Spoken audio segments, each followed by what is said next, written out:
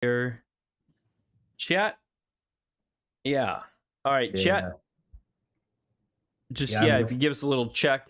We're having some issues with I think Twitch tonight. We're having some issues with some things loading in. If you notice, some graphics backgrounds are not wanting to load. yeah, it's Twitch. But I think something is definitely up. They're hating on our excellent stream here. So let's check out. I believe we are still live. I'm going to quadruple check. If not, I'll pull us off and get us back on.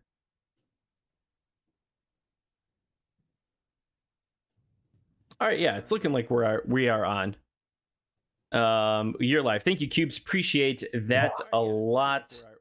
All right, so cheers to Cubes. Cheers to Cubes. I'm almost empty. I've got like a little splash left, but cheers to Cubes. All right, so let's check out the stream team. Thank you, Cubes. So we won the game, 174 points. Okay. Not the best. Yeah, not the best, not the worst. But also look at the MVP. Like, sure, it's not for the challenge. It's not the best. But like our boy pulled off 27 points and 15 rebounds. Like, that's pretty good. Yeah, that's really good. 48.75 points. So what do we want to do round 2? Do we want to make another change? Do we want to keep it the same and run it again? Well, I think the move is to flip-flop those two players. It was Trump and Doherty. Trump and Doherty, yeah. All right, let's do it. So we go back to play. Although Doherty did really well. He had, I think it was like 40 points, 40 fantasy points. All right, so Trump, just confirm that I'm doing this correctly. If you could consult the sheet. Yeah, let me pull it up. So what we would want to do is we would want, going down the line, it would be Rogan, Feeney, Trump, Doherty, and then Larkin. Done. Locked in. We are going. Yeah, let's see how it goes. All right. And now so while this loads, we're going to join live. Oh, we're already down 5-3. That's okay. We're going to go back just to our main screen here, and we are going to talk about this new segment tonight. And so new segment for tonight is called the GM Tip of the Week. Prospect, what is the GM Tip of the Week? So GM Tip of the Week is I think something that we're going to start compiling and maybe making graphics for Twitter, things like that. But basically, we've got an influx of new players, and there's a lot of lingo, a lot of jargon thrown around on Discord that the seasoned players use that everybody who's new might not know what it is, might be confusing, and might be curious about. So this segment is basically meant to, every week we're going to show, or we're going to talk about something that you're going to interact with a lot. You're going to see it around the league, and you're going to want to know what it is. And it's meant to be quick fire, nice and simple, and that's about it. Maybe we'll take suggestions from now on. Maybe people will give us ideas for it. But this week we're going to go with SOE. And this is coming because I was just talking to a new player the other day, and I was, helping him get started. And I was saying, this player has this SOE and this one has this SOE. And I must have said it like 10 times. And finally they were like, what is SOE? SOE is Seasons of Experience. You can find it on all of the player links or player pages on the left-hand side under their information. It goes contract, address, rarity, position, play style, and then Seasons of Experience. I need to get my computer charger. And that will range from 0 to 10. That's important because basically the closer to 10 the more likely that at some point when it becomes effective, the player will have the possibility of uh, retiring. Right now, we are in season 0.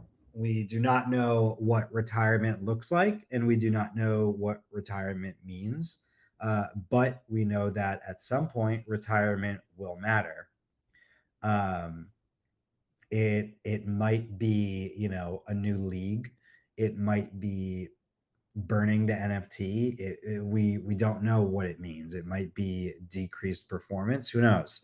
Um, but seasons of experience matters. It might not matter to everybody. To me, it matters. What that means to me is that if I find two players who are very similar in their averages across the board, and one of them has, maybe 2 seasons of experience and the other one has 9, 4 out of 5 times I'm going with lower seasons of experience. This does not mean that players with 9 seasons of experience, 8 seasons of experience, 7, not financial advice, but that you should stay away from them. It just means to me that I'm more likely to go with lower seasons of experience for now until we know when it will matter and what exactly it means. But that would be the tip of the week. A quick explanation on SOE, seasons of experience. I love it. Very well said. Great recap. And again, yeah, the segment, newer GMs, we want to help you out. We want to try and, kind of shoot ahead your progress and learning. Fast track, that's the word I was looking for.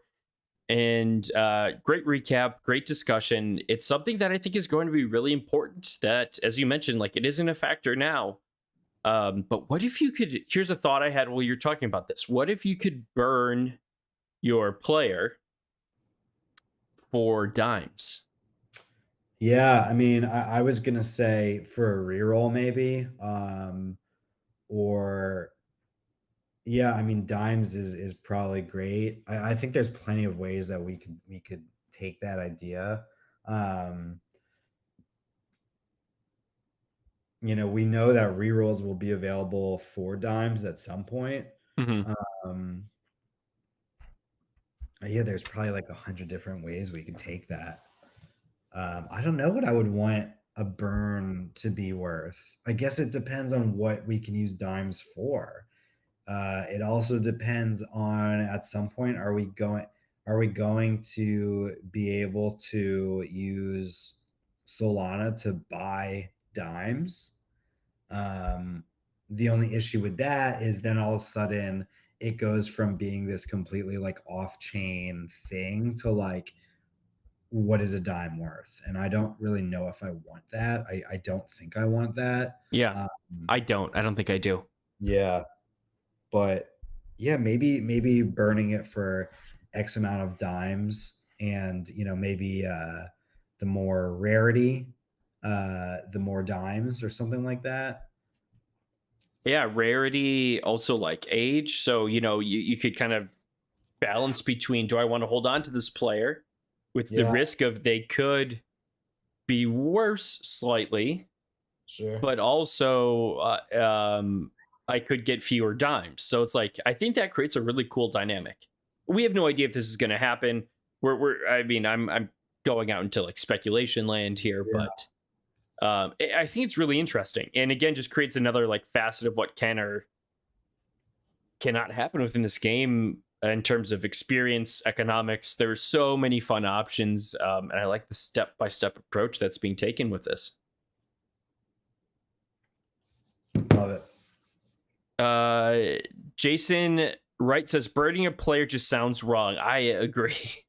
I think of them being burned at the stake or burning up a basketball card. Burning up a basketball card is a little bit better imagery than burning at the stake. Yeah, retirement, I think, would be a better word choice there. Bojack says signed up during the stream. Let's go, Woo! Bojack. Love it. Just doing these challenge games with my prospect team. Lost the first by 3 points, won the second by 28. Can I use these players in actual games then? Great question. So yeah, chat. If you have questions, let us know. This is kind of our team talk time of the stream, where any chat questions we'd be more than happy to answer. So Bojack, um, yeah, for those of you who don't know, Bojack, we've known each other for a long time. You've been in Zed. So yeah, the prospect players you have, you can enter into practice league and eventually the actual league. So congratulations, you're in. You have a team ready to go. Love it. You're not going to earn dimes. In order to earn dimes, you're going to have to get NFT players, but you don't have to field a team of 5 right away. My advice, not financial advice, is enjoy the free ride. Get to know the game, get to know your team, and then, hey, my small forward seems to really suck. Maybe look at the market. Each player, NFT player you bring in, you would get 20% of the dimes that you would earn normally. If you have all 5, you get 100%. Dimes you can use in the box office for Solana, player drawings, etc. It is not a crypto. So it's just a in-game currency, I'll say. But yeah, welcome, Bojack. Anything to add to that prospect? First of all, cheers to Bojack. Cheers to Bojack. I am getting a little bit. I've got my drop.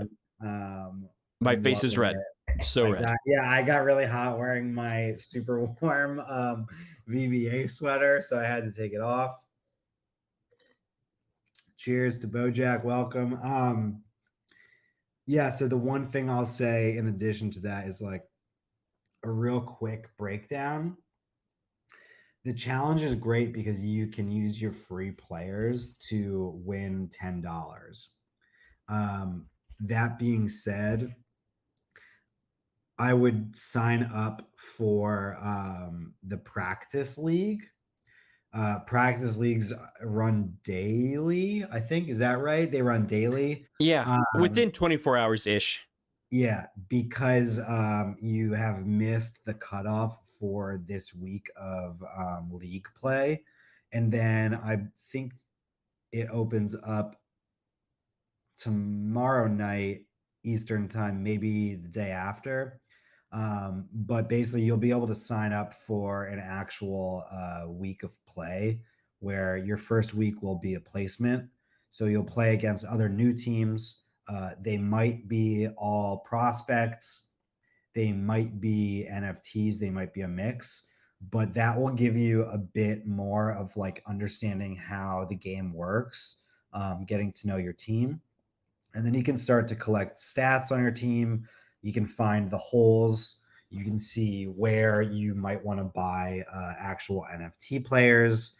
And the reason, non-financial advice, but the reason eventually I would say you want a full lineup of all NFT players is because you will earn those dimes that MJ was talking about. If you're brand new, which you are, there is also a really great podcast with plenty of information called VBA Live.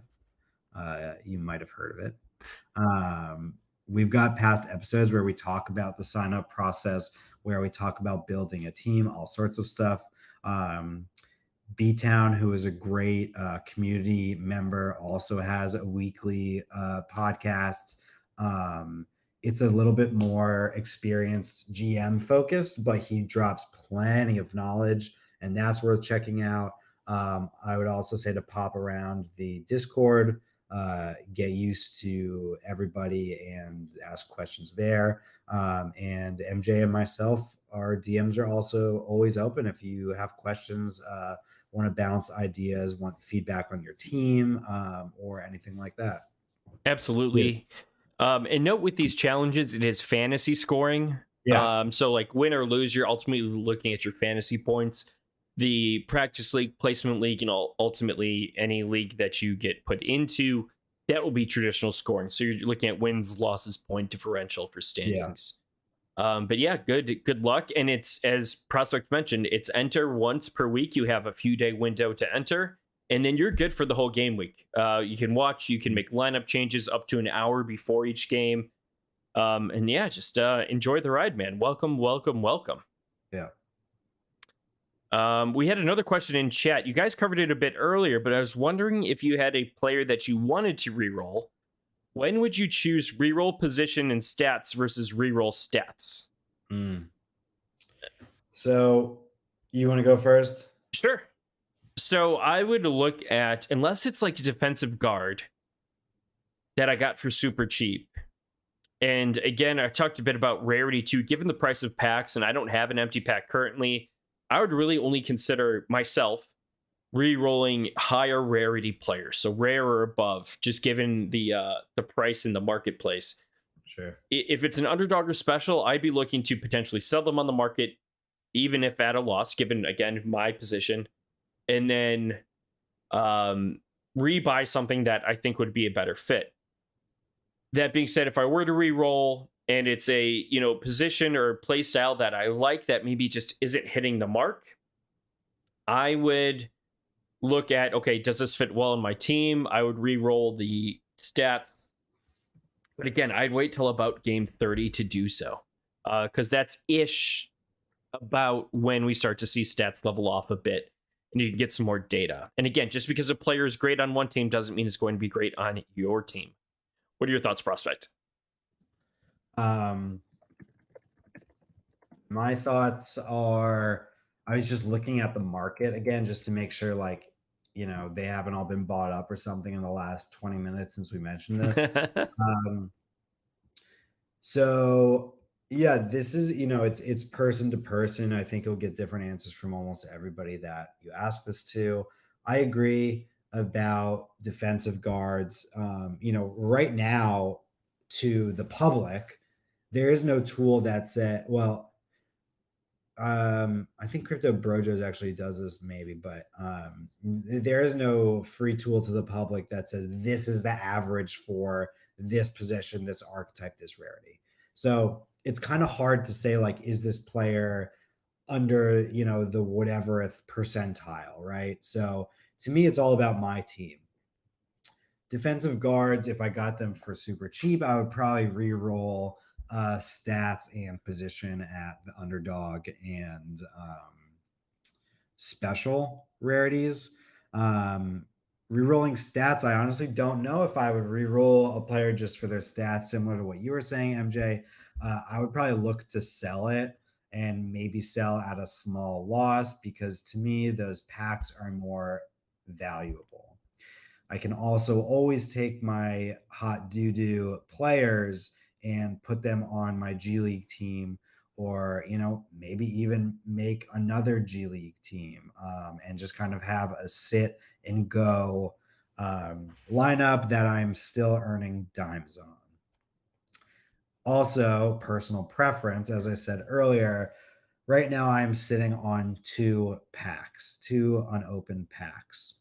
I got one around zero point 0.9 and I got the other around 0.6, if I recall. Um, the floor right now is at 1.46. Yesterday we were at 3, and there are 25 unopened packs until we get to the 27, or was it 10? Hold on. 5, 10, 15, 20, 25 until we get to the 5 soul mark. That's without people adding to the market. It gets to a certain point where like I don't think people will be buying at the 5 soul mark to reroll underdog, to reroll a special. That seems crazy to me. So personal preference, I'm going to be holding on to mine, and if I can maybe get my hands on a really bad, defensive guard rare, I'm going to be re-rolling its position and stats. Or honestly, like maybe I'll sell, and when that floor, maybe I'll sell when that floor gets to like close to the 5 soul mark, and I can sell it at like 3 soul, and then all of a sudden I'm getting 2 soul for what I bought at 1 or close to 1. So I think it's person by person, and for me it'll be player by player. It'll also depend on the market. It'll depend on where soul is at. But for right now, I'm going to be sitting on my unopened packs. I like it. I like it. I haven't seen anything else pop up in chat, so I think we're good to close out for the night. Chat, as always, as Prospect mentioned earlier, please DM us, tweet at us. And as of right now, the 2 soul offer still stands. If you can get Rowan or Patrick Beverly to respond to our stream tweet, so tweet at them. But yeah, thank you for a great show tonight, Prospect. Thank you for chat for sticking with us through the technical difficulties. I swear, one of these weeks we're going to have a stream without it completely breaking down on us. Seamless. So yeah, anything else to close out the night with, Prospect? All good. Find me on Twitter, find me in Discord. Yeah, that's where I'm at. Sounds good. Well, this will conclude episode 11 of VBA Live. I haven't talked to you about this yet, Prospect, but we will be off next week, maybe doing a different day, as I have some big plans Wednesday night. But if we aren't on next week, we will see you 2 weeks on Wednesday. Thank you very much.